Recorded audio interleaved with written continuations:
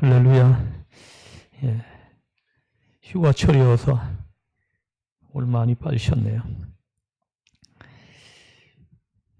아까 찬양 중에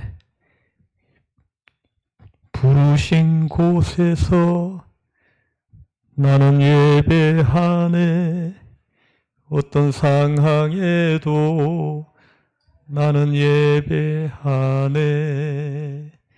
부르신 곳에서 나는 예배하네, 어떤 상황에도 나는 예배하네. 할렐루야. 부르신 곳에서 나는 예배하네, 어떤 상황에도 나는 예배하네.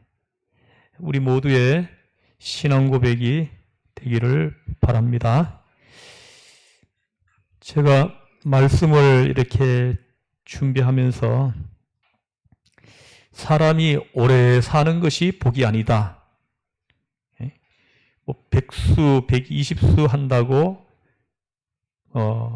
그 사람이 복을 받은 것이 아니다. 그럼 어떤 사람이 복이 있는 사람이냐? 계시록 14장을 묵상하는데 주 안에서 죽는 자들이 복이 있다, 이렇게 말씀합니다. 한번 따라해 보시죠. 주 안에서 죽는 자들이 복이 있다. 성경 말씀입니다. 이 말씀이 진리의 말씀이다. 우리가 젊어서 죽든 나이가 들어서 죽든 언제 죽든 주 안에서 죽는 자들이 복이 있다. 성경은 그렇게 분명히 말씀합니다. 성경에는 돈이 많은 부자가 복이 있다, 이런 말은 성경 어디에도 없습니다. 주 안에서 죽는 자들이 복이 있다. 여러분 모두가 다 주 안에서 죽는 자들이 되기를 주에서 축복합니다. 오늘 본문에서 생각해야 할 부분은 세례 요한이 전하려고 하는 메시지가 뭐냐입니다. 이 세례 요한의 이 메시지를 지난주부터 계속 설교하고 있는데요. 이 세례 요한의 메시지를 살펴보면 두 가지 내용으로 구성되어 있습니다. 그 첫 번째는 책망입니다. 세례 요한의 설교 중심을 이루는 것이 첫 번째는 책망이고 두 번째는 약속입니다. 첫 번째 설교의 핵심 요지인 책망, 오늘 본문을 살펴보면 이 책망에는 두 가지를 강조합니다. 두 가지 책망이 두 가지로 이렇게 이루어지는 것을 확인할 수 있습니다. 8절 말씀을 한번 함께 읽겠습니다. 시작. 아멘. 그러므로 회개에 합당한 열매를 맺고. 아멘. 예, 그렇습니다. 이 사람의 본질이 바뀌어야지 껍질은 아무리 바뀌어도 소용이 없다는 것을 우리는 살면서 알고 있습니다. 옷을 바꾸어 입는다고 해가지고 또 화장을 바꾼다고 해서 그 사람 알맹이가 바뀌지 않는 것과 같습니다. 본질이 문제입니다. 세례 요한은 오늘 이 메시지를 통해서 본질을 언급하고 있습니다. 그럼 회개에 합당한 열매를 맺으라 했는데 여기서 회개에 합당한 열매가 무엇입니까? 누가복음 3장 10절 이하를 보면 세례 요한의 이 불같은 메시지를 듣고 난 다음에 사람들이 질문하는 내용이 나옵니다. 누가복음 3장 10절 이하도 세례 요한의 설교입니다. 한번 띄워주세요. 한번 읽어보겠습니다. 시작. 우리가 물어 이르되 그러면 우리가 무엇을 하리까? 아니요, 여기까지만 읽었어요. 10절만 읽으시면 됩니다. 10절을 다시 한번 읽죠. 시작. 무리가 물어 이르되 그러면 우리가 무엇을 하리까? 세례요한의 불같은 설교를 듣고 난 다음에 사람들이 질문을 한 것입니다. 그 설교를 듣고 난 다음에 그러면 우리가 무엇을 하면 됩니까? 이렇게 질문을 했다는 거예요. 그러면 우리가 무엇을 하리까? 무슨 이 질문의 의미가 뭡니까? 곧 회개에 합당한 열매가 무엇입니까? 라는 질문입니다. 이때 세례 요한이 유명한 대답을 합니다. 11절 말씀 한번 읽어보겠습니다. 시작. 대답하여 이르되 두 벌 자는 나누어 줄 것이요 먹을 것이 있는 자도 그렇게 할 것이니라 하고, 이것이 회개에 합당한 열매입니다. 이 열매가 따라와야 그 사람이 회개한 것이라는 겁니다. 전에도 제가 성경 공부할 때 한번 간증을 한 바가 있지만, 제가 구이동에서 교회를 개척했을 때 성경 특강을 했는데, 그때 성경 특강에 참여한 분 중에 한 분이 누가복음 이 3장 말씀을 공부할 때 참여했습니다. 그때 세례요한의 이 설교, 무리들에게 먼저 말을 합니다. 옷 2벌 있는 자는 한 벌을 나눠줘라. 그리고 먹을 것도 그렇게 하라 하는 이 말씀을 듣고는 그날 밤에 저에게 전화가 왔습니다. 목사님, 오늘 낮에 성경 공부하는데 옷 2벌 있는 사람은 한 벌 나눠주라는 그 말씀이 제 가슴을 때렸습니다. 그 말씀을 듣는 순간 집에 냉장고 2대가 있는 것이 눈에 보여줬습니다. 그래가지고 집에 와가지고 냉장고 2대 중에 한 대를 비워가지고 그 냉장고를 지금 싣고 교회로 가고 있습니다. 이러는 거예요. 그때 그 말씀을 듣고 난 다음에 우리 교회를 이렇게 살펴보니까 냉장고가 없더래요. 그래가지고 그 냉장고를 형님의 차를 빌려가지고 싣고 오고 있다 하는 거예요. 이게 말씀의 파워입니다. 회개에 합당한 열매가 열리고 있는 거예요.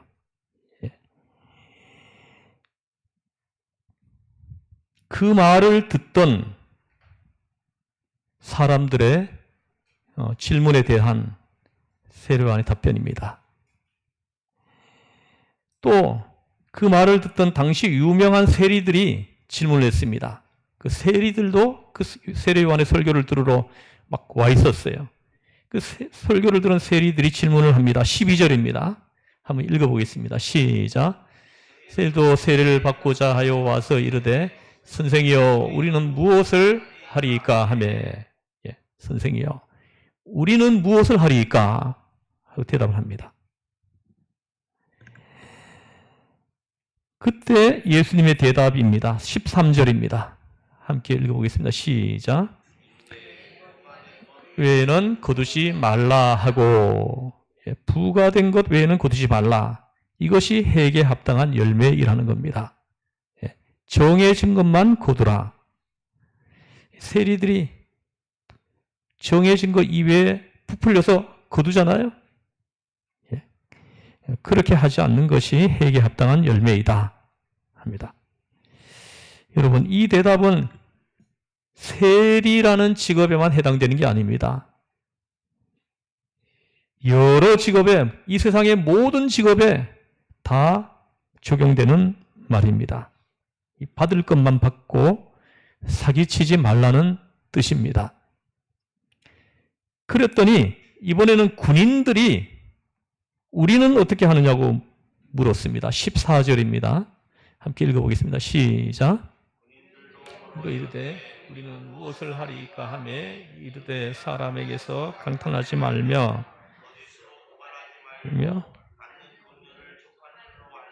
하리라. 아멘. 우리는 어떻게 하면 되겠습니까? 하니까 요한의 대답이 강탈하지 말라 합니다. 무슨 뜻입니까? 힘으로 다른 사람의 돈을 억지로 빼앗지 마라 하는 것입니다. 힘으로 인권을 유리하지 마라. 힘으로 권력을 갖지 마라. 힘으로 착취하지 말아라. 이것이 회개에 합당한 열매이다 하는 것입니다. 그리고 고발하지 말고, 이것은 거짓으로 다른 사람을 고소하지 말라는 뜻입니다. 여러분, 막 사람들 자꾸 고소를 참 습관처럼 하는 사람들이 있어요. 우리 그리스도의 사람들은 고소를 정말로 신중해야 됩니다.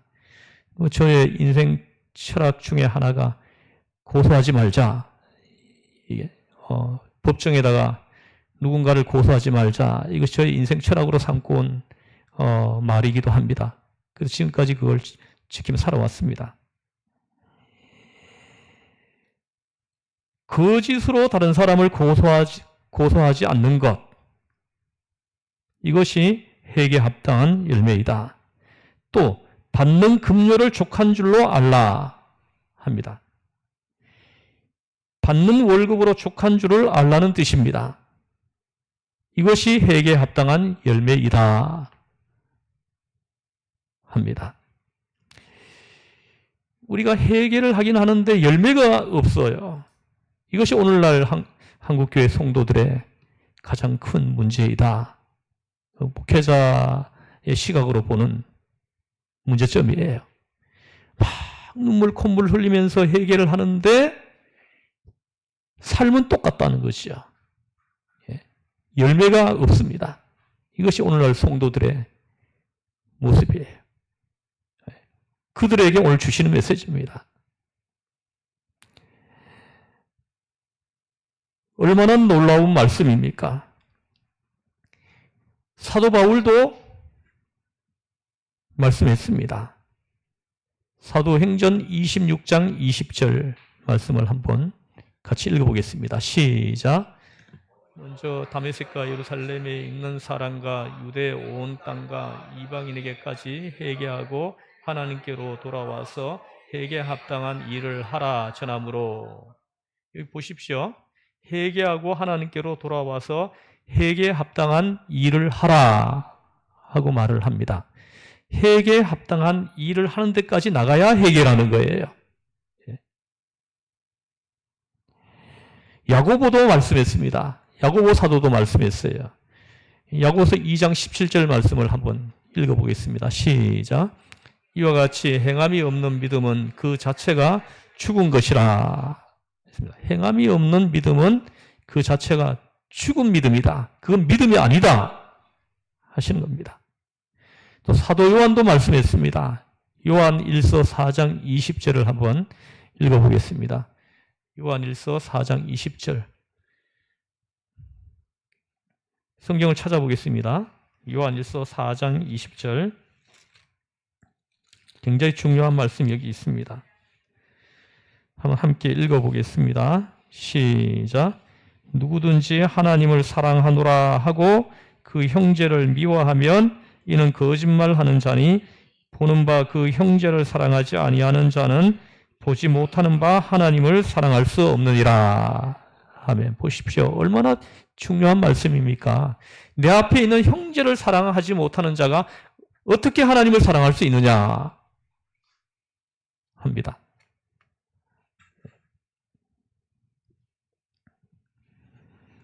찔리는 성도님은 회개하고 오늘 예배 마치고 돌아가면은 그 형제를 찾아서 하회하시기를, 주 예수의 이름으로 하회하시기를 권면합니다. 어제 우리 가족들이 가족 예배를 드리는데 잠언서 12장 말씀을 가지고 있습니다. 거기에 보니까 어제 나눈 말씀 중에서 그 슬기로운 자는 수욕을 참느니라 이렇게 말씀했어요. 그래서 다시 말하면 수욕을 참는 자가 슬기로운 자다 이 말입니다. 그래서 여러분들 이 일에는, 회개하는 문제는 자존심을 세울 일이 아닙니다. 완전히 십자가에 나의 자존심을 못 받고 여러분들이 먼저 손을 내미시길 바랍니다. 그래야 하나님이 기뻐하세요. 미워하는 형제를 두고 여러분들이 와서 손들고 찬양하는 것이 무슨 의미가 있습니까?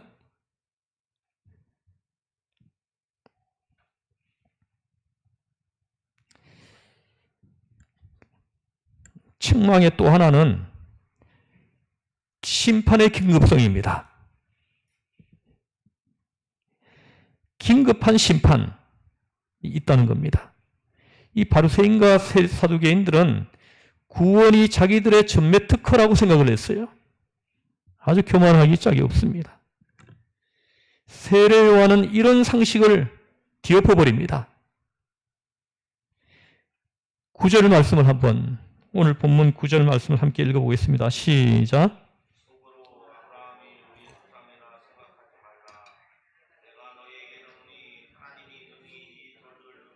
아브라함의 자손이 되게 하시리라. 하면 보십시오. 구원을 전매특허처럼 생각하고 있는 바리새인과 사두개인들에게 하시는 말씀입니다.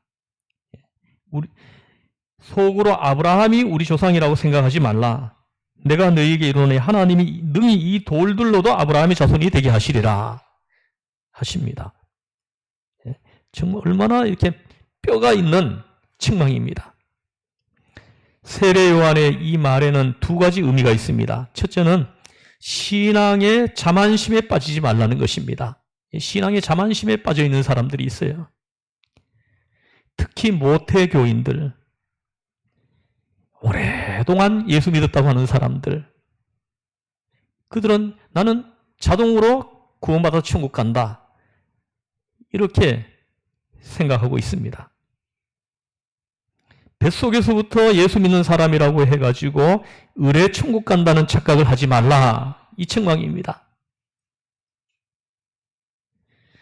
아내가 예수 잘 믿는다고 남편이 자동으로 천국 가는 것이 아니다, 말입니다. 어떤 사람은 내 아내가 새벽기도도 하고 열심히 예수님 잘 믿기 때문에 나는 가만히 있어도 아내 공으로 나는 천국에 따라 들어갈 수 있다. 주여, 이렇게 생각하시는 분이 있으십니까? 저도 그런 생각을 언젠가 한번 슬쩍 지나가는 생각으로 한번 해본 적이 있어요. 저희 아내가 제가 기도하는 가운데 생각해보면 나보다는 천국을 확실하게 갈 것 같아요. 나는 이게 목사지만은 이렇게 사꾼 목사가 아닌가. 그러다 나중에 이거 우리 집사람은 휴고돼서 올라가는데 나는 이 땅에 남아 있으면 어떡하나, 이런 생각을 슬쩍 스쳐 지나가면서 해본 적이 있어요. 그때 우리 집사람이 올라갈 때 난 뒤에 이렇게 발목이라도 잡고 올라가야지, 예? 이런 생각을 해보는 것입니다. 그런데 성경은 절대 안 된다는 거예요. 그게 안 된다는 것입니다. 예. 자기 믿음으로 가는 것이 천국이라는 거예요. 누구든지 자기가 신앙 고백을 해야 돼요. 자기의 입으로 예수를 주로 시인해야 됩니다. 예. 그럴 때 그가 제사함을 받고 구원을 받고 하나님의 자녀로 그 신분이 바뀌어진다는 것을 성경은 분명히 말씀합니다. 그래서 신앙의 자만심에 빠지지 말라. 오랫동안 예수 믿었다고 그것이 구원의 표가 아니다, 이 말입니다.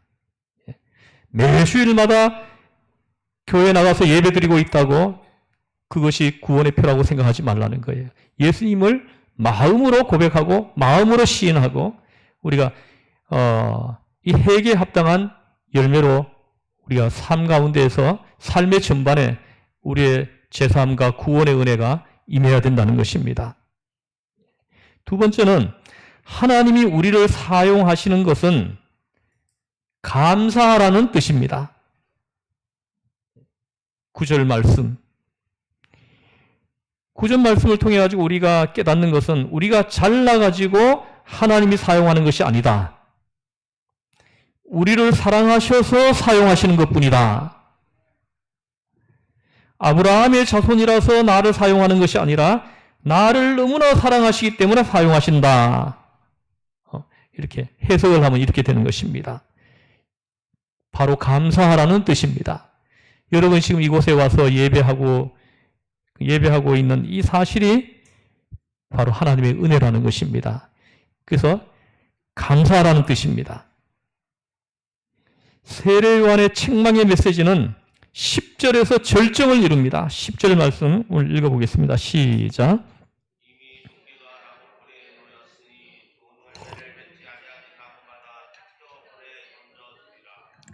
아멘. 정말 무서운 말씀입니다. 이미 도끼가 나무 뿌리에 놓였으니 좋은 열매를 맺지 아니하는 나무마다 찍혀 불에 던져지리라. 핵에 합단 열매가 없는 사람들은 찍혀서 불에 던져질 거라는 거예요. 말씀을 잘 들으셔야 됩니다. 이미 도끼가 나무 뿌리에 놓였으니 이는 심판의 긴급성을 말하는 것입니다. 여러분, 복음은 오늘 믿어도 좋고 내일 믿어도 좋은 것이 아닙니다. 잘 명심하십시오. 오늘 이 말씀을 들을 때에 믿어야 합니다. 지금 이 말씀이 선포될 때에 예수님을 영접해야 합니다. 여러분, 지금 결정하십시오. 도끼가 이미 나무 뿌리에 놓였습니다. 오늘 오후에 내가 죽을지도 모른다는 이 현실을 인정해야 합니다. 사람들은 시간과 기회가 아직 많이 남아있는 줄로 착각을 해요. 여러분 주변에 갑자기 돌아가시는 분들 많지 않습니까? 여러분, 이 시간을 놓치면 다시 돌아오지 않습니다. 세례요한은 계속해서 좋은 열매를 맺지 아니하는 나무마다 찍혀 불에 던져지리라고 말씀합니다. 여러분, 이 일을 당하면 이미 때는 늦었습니다. 여러분, 여유가 있을 때, 조금이라도 젊었을 때 준비해야 합니다. 죄를 버리고 천국으로 가시겠습니까? 아니면 죄와 함께 지옥불로 들어가시겠습니까? 베드로후서 3장 9절 10절 말씀 한번 읽어보겠습니다. 시작. 약속은 어떤 이들이 더디다고 생각하는 것 같이 더딘 것이 아니라 오직 주께서는 너희를 대하여 오래 참으사 아무도 멸망하지 아니하고 다 회개하게 이르기를 원하시느니라. 아멘. 그러나 주의 날이 도둑같이 오리니 그날에는 하늘이 큰 소리로 떠나가고 물질이 뜨거운 불에 풀어지고 땅과 그 중에 있는 모든 일이 드러나리로다. 아멘. 보십시오. 여러분들이 지혜로워서, 여러분들이 건강해서, 여러분들이 지식이 많아서 지금까지 생존해 있는 거 아니라는 거예요. 아직까지 여러분이 생존해 있는 것이 아니라는 것입니다. 하나님이 여러분들을 사랑하셔서 어떻게 해서든지 회개에 이루고 구원에 이루고 하나님의 자녀로 바꾸어서 천국으로 이끌어 드리려고 하시는 하나님의 사랑이 내가 지금 현재 생존해 있는 이 사실 안에 들어있다는 것입니다. 이 사실을 기억해야 돼요. 우리가 젊어서 죽는 사람, 그 사람들보다 지혜로워가지고 경험이 많아서 인생의 경륜이 커가지고 우리는 살아있고 그 사람들은 빨리 죽고 한 거 아니라는 거예요. 하나님이 내 영혼을 구원시키시기 위해서, 하나님이 내 영혼을 천국으로 이끌어 드리기 위해 가지고 지금 기회를 주고 있다는 것입니다. 시간을 주시고 있다는 거예요.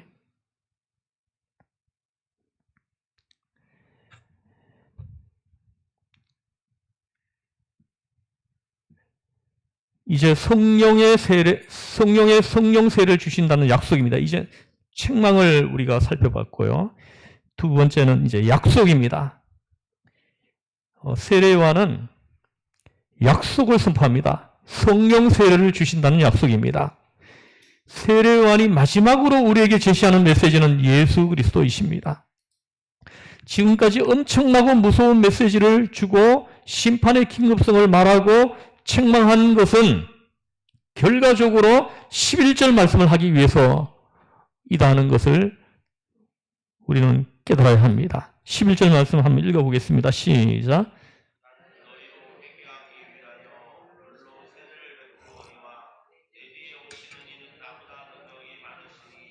나는 그의 신을 들기도 감당하지 못하겠노라. 그는 성령과 불로 너희에게 세례를 베푸실 것이요. 아멘. 성령과 불로 너희에게 세례를 베푸실 것이요. 할렐루야. 여기서 세례 요한은 자신이 예수님의 종보다 더 못한 위치에 있는 사람이라고 지금 고백을 합니다. 그 당시에는 다른 사람의 신을 드는 사람은 종이었습니다. 종들이 주인의 신을 들고 따라다녔어요. 그래서 세례 요한은 나는 내 뒤에 오시는 그분의 신을 들기도 감당하지 못하는 사람이다. 저 신분의 차이를 이렇게 얘기를 합니다. 그러면서 예수님은 불과 성령으로 세례를 주실 것이다. 그래서 내가 주는 이 회개의 물세례는 진짜 오실 그분의 성령과 불세례를 위한 준비 작업에 불과하다 하시는 것입니다. 그러면서 성령 세례와 불세례는 불세례를 말씀합니다. 그러면 성령 세례와 불세례는 무엇입니까? 이것은 구약 성경 두 곳의 말씀을 인용한 것인데요. 이 성령 세례는 요엘서 2장 28절 29절 말씀을 인용했습니다. 함께 읽어보겠습니다. 시작. 내 영을 만민에게 부어주리니 너희 자녀들이 장래 일을 말할 것이요 너희 늙은이는 꿈을 꾸며 너희 젊은이는 이상을 볼 것이며. 아멘. 보십시오. 이 성령 세례는 요엘 선지자가 예언해 놓은 것이 지금 성취되었다는 것입니다. 성취될 거라는 겁니다. 예. 그리고 불세례는 말라기 3장 2절에서 5절 말씀을 인용한 것입니다. 한번 읽어보겠습니다. 시작. 그가 임하시는 날을 누가 능히 당하며 그가 나타나는 때에 누가 능히 서리요. 그는 금을 연단하는 자의 불과 표백하는 자의 잿물과 같을 것이라.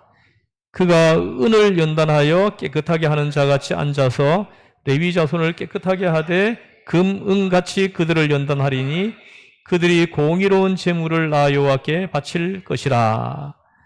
그때 유다와 예루살렘의 봉헌물이 옛날과 고대와 같이 나 여호와께 기쁨이 되려니와 내가 심판하러 너희에게 임할 것이라. 점치는 자에게와 간음하는 자에게와 거짓 맹세하는 자에게와 품꾼의 사기에 대하여 억울하게 하며 가보와 고아를 압제하며 나그네를 억울하게 하며 나를 경외하지 아니하는 자들에게 속히 증언하리라. 만군의 여호와가 말하였느니라. 아멘. 보십시오. 불세례는 뭐냐면요, 이 불세례를 받으면은 내 안에 더러운 것들, 막 지저분한 것들, 이런 것들이 다 태워지고 깨끗하게 된다는 거예요. 이 불세례를 받아야 된다고 말씀하는 겁니다. 회개 세례, 물세례를 줄여왔지만 이 물세례를 통해서 우리가 진짜 받아야 할 세례는 성령 세례입니다. 불세례입니다. 하시는 것입니다. 오늘날 우리가 예수님을 믿으면서도 능력이 없는 것은 무엇 때문입니까? 물세례만 받기 때문입니다. 머리로만 예수님을 믿기 때문입니다. 성령 세례와 물 세례를 받지 않았기 때문에 이에 대해 무시하기 때문에 우리가 예수님을 믿으면서도 무능하고 방황하는 것입니다. 사도행전 2장 17절, 17절에서 19절을 한번 읽어보겠습니다. 시작. 하나님 말씀하시기를 말세에 내가 내 영을 모든 육체에 부어주리니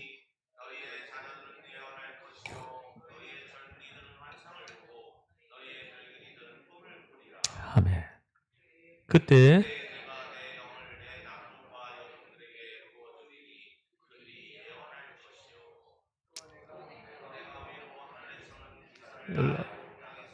징조를 베풀리니 곧 피와 불과 연기로다. 아멘. 17절을 한번 띄워봐요. 17절을 보십시오. 그 말세에 내가 내 영을 모든 육체에 부어주리니 너희의 자녀들은 예언할 것이요 너희의 젊은이들은 환상을 보고 너희의 늙은이들은 꿈을 꾸리라. 보십시오. 성령이 임하면, 우리에게 성령이 임하면 이런 역사들이 일어날 것이라고 말씀을 하십니다. 자녀들은 예언을 할 것이요, 젊은이들은 환상을 볼 것이요, 늙은이들은 꿈을 꾼다는. 요즘 보세요. 연세가 80살만 넘으시면 죽는 날만 기다리고 있어요. 얼마나 불쌍합니까? 그런 사람들이 제일 불쌍한 거예요. 근데 어떤 분은 보면 103살인데도 왕성하게 강의 활동을 하는 분이 있어요. 나와서 많은 사람들을 선한 길로 이렇게 인도해주는, 자기를 통해서 수많은 사람들이 그리스도에게로 돌아오는 이런 꿈을 꾸는 거예요. 성령 받은 사람들에게 나타나는 특징이에요. 놀라운 성령의 역사심입니다. 성령을 받기 전에는 젊은 사람들이 섬겨주지 않으면 버릇 없다 그러고 이렇게 하는데, 성령 받은 노인들은 보면요, 그 80세 넘으셨는데도 있잖아요. 예배당에 와서 청소하고요. 또 뭐 이렇게 젊은 학생들한테 식사 날라주고요. 성령 받은 사람들입니다. 성령 받은 사람들. 꿈을 꾸는 거예요. 나를 통해서 저 아이들이 그리스도의 청년으로 자라는 것을 보는 거예요. 성령이 임하면 이런 역사들이 일어날 것이다 하시는 것입니다. 또 다른 성령은 보혜사인데 우리를 진리 가운데로 인도하시고 거듭나게 하시며 변화시켜 주시는 하나님의 영입니다. 이 성령이 누구입니까? 바로 예수 그리스도이십니다. 예수 그리스도가 바람처럼 숨결처럼 영으로 내 안에 들어오시는 것입니다. 우리는 33년간의 예수님의 생애를 압니다. 지식적으로 그것을 이해합니다. 예수님이 우리 죄를 위하여 십자가에 못 박혀 돌아가신 것을 압니다. 예수님이 부활하신 것도 믿고 사도신경도 다 믿습니다. 그런데 이 예수님이 영이 되어서 바람이 되어서 하나님의 호흡이 되어서 나에게 부는 것입니다. 할렐루야. 이것은 체험입니다. 이것이 성령 세례입니다. 이 바람이 나에게 불어올 때 성령 세례를 받는 것입니다. 불세례는 오순절에 불의 혀처럼 갈라지는 것이 그들에게 보였다고 합니다.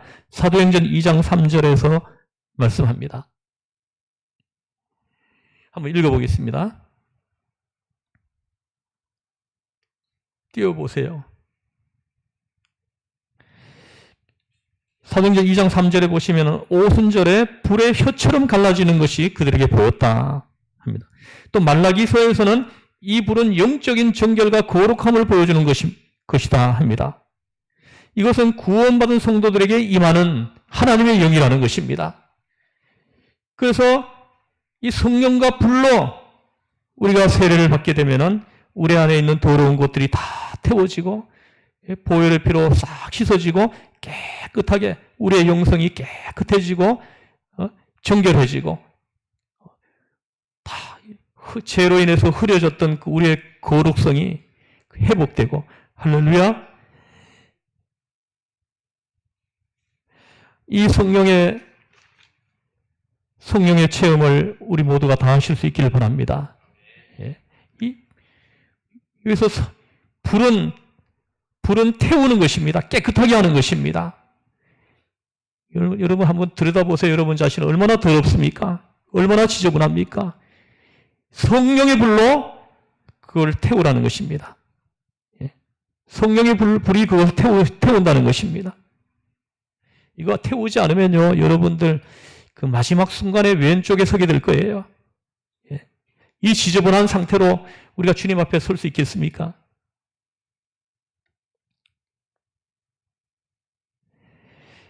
성령 세례를 사모하십시오. 불 세례를 사모하십시오. 우리 인격 속에 성령의 바람이 불어야 불의 바람이 불어와야 합니다. 이런 일들은 예수 그리스도를 주로 시인하고 신앙을 고백하고 구주로 믿을 때 일어나는 역사입니다. 우리가 찬양할 때 이 역사가 일어납니다. 우리가 엎드려 기도할 때 성령을 받는 은혜를 체험합니다. 어떤 사람은 성경을 읽을 때요, 가슴이 뜨거워지고 자기도 모르게 눈물이 쏟아져서 견딜 수 없다고 말을 합니다. 성경을 읽는데 자기도 모르게 눈에 눈물이 줄줄 흘러내립니다. 웬일인지 모를 어떤 힘이 자기를 사로잡고 있다고 그렇게 말을 합니다. 바로 성령의 바람이 그에게 불고 있는 것입니다. 성령의 바람이 우리 속에 역사해야 합니다. 움직여야 합니다. 나아가서 복음을 외치지 않으면 견딜 수 없는 뜨거움이 있어야 합니다. 예배드리고 싶어서 견딜 수 없는 그런 심령이 되어야 한다는 것입니다. 예배 시간이 조금만 늦으면 늦을까봐 막 달려갑니다. 사랑하는 성도 여러분, 신앙은 머리로만 믿는 것이 아니라 심령으로 거듭나는 것입니다. 율법으로 믿는 것이 아니라 은혜를 체험하는 것입니다. 성령 체험, 불체험을 모두가 다 하실 수 있기를 바랍니다. 요한복음 20장 22절에서 예수님 말씀합니다. 성령을 받으라. 예? 한번 읽어보십시오. 시작. 이 말씀을 하시고 그들을 향하사 숨을 내쉬며 이르시되 성령을 받으라. 성령을 받아야 이 역사가 일어나기 때문에 이것은 예수님이 밖에 계시다가 내 안에 들어오시는 사건입니다. 성령과 불로 거듭나서 여러분 삶 전반이 변화되는 역사가 나타나기를 우리 주 예수의 이름으로 축원합니다. 12절을 보십시오. 같이 한번 암송해 보겠습니다. 오늘 암송 구절이죠. 시작. 손에 키를 들고 자기의 타작마당을 정하게 하사 알곡을 모아 곡간에 들이고 쭉정이는 꺼지지 않는 불에 태우시리라. 여러분 알곡입니까? 쭉정입니까? 이 성령 받은 사람들이 알곡이에요. 예. 성령 받지 못한 사람들은 쭉정이인 것입니다. 성령을 받지 않은 사람들은 쭉정이에요. 예수 믿어도 열매가 없어요. 예. 아무것도 그에게서 능력이 나타나지 않는 쭉정이죠. 그래서 예수님이 결론적으로 말씀하시는 거예요.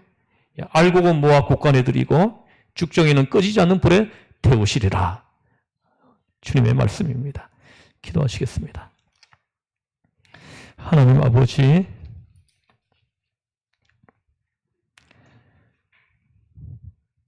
성령의 불로 우리를 태워 주시옵소서. 우리를 깨끗하게 하시고 정결하게 하시고 우리에게 죄로 인해서 소멸되었던 그 거룩성이 회복되는 성령의 역사하심이 우리 안에서 일어나게 하여 주시옵소서. 우리를 죄에서 구원하신 예수님의 이름으로 기도드리옵나이다. 아멘.